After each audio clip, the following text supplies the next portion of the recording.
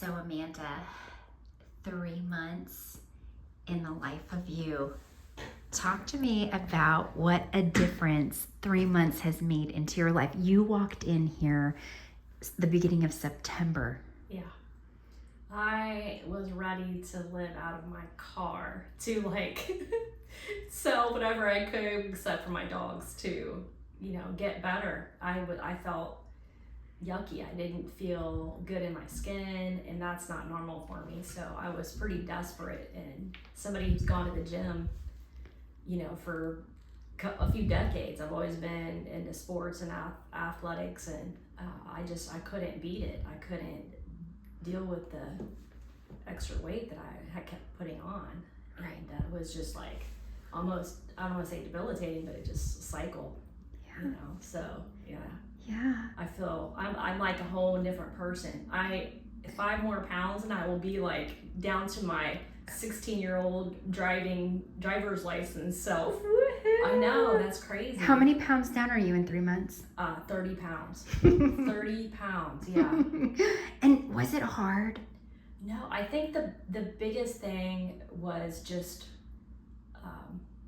making a commitment to do it. And I was so desperate to feel better that, once I made the commitment to do it and I had the plan, the plan was good, but then you just have to stick to it. That's right. Yeah. I always ask, was it worth it?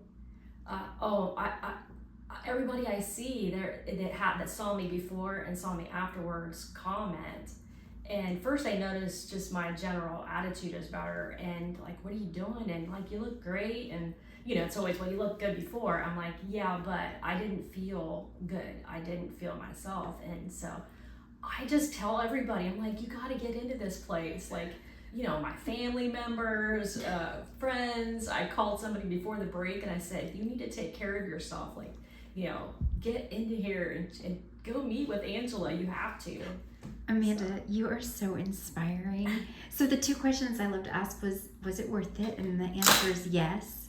And are you worth it? Yeah, I'm worth it. I think that was another thing I learned in the process. Making that decision that I had to do something for myself, and had I not come across the Facebook post, I wouldn't have known. And I had 2 relatives that come into this office, so you'd think I would have, known.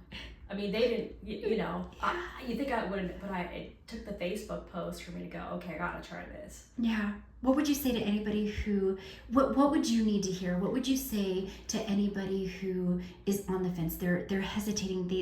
They're afraid that they've tried everything and nothing's worked before, and they've exhausted all their options. What would you say? You have to try it.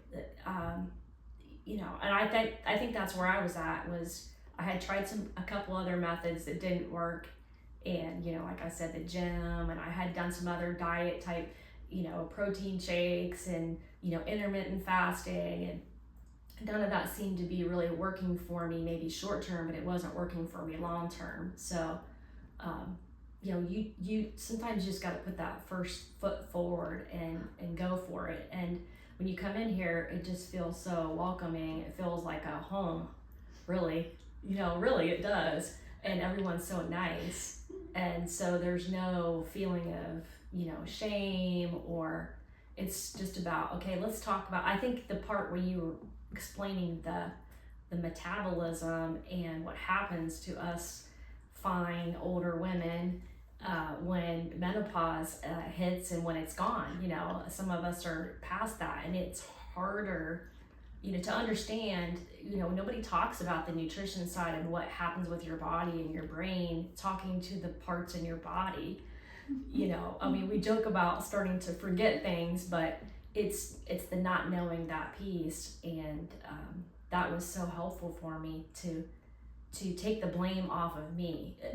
Yes, we all make some decisions that, you can fix that, right? Well, exercise alone is not gonna get this.